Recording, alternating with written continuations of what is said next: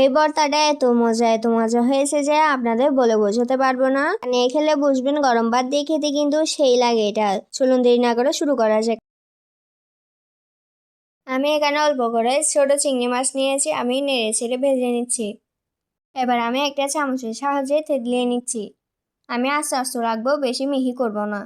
পড়লে ভালো লাগার জন্য আমি আস্তে আস্তে করে রেখেছি।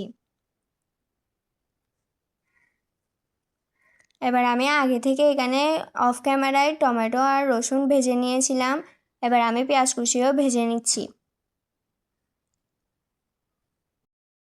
আমার পেঁয়াজ ভাজা শেষ। এবার আমি এখানে শুকনো মরিচও ভেজে নিচ্ছি। আমি নেড়ে ছেড়ে শুকনো মরিচগুলো ভেজে নিয়েছি।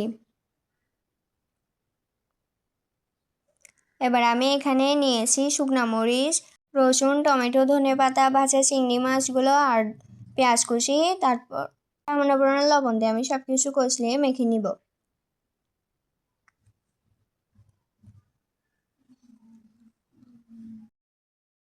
রেসিপিটি ভালো লাগলে লাইক দিবেন।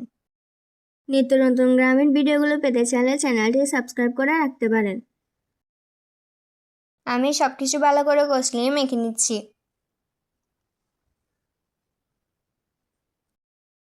এই ভর্তাটা গরম ভাত দিয়ে খেতে কিন্তু দুর্দান্ত লাগে। আমি সব কিছু এবার মেখে নিচ্ছি।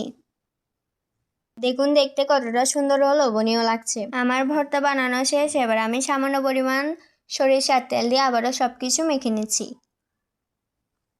এই ভর্তাটা যে খেতে কত মজা, বানিয়ে না খেলে বুঝতে পারবেন না।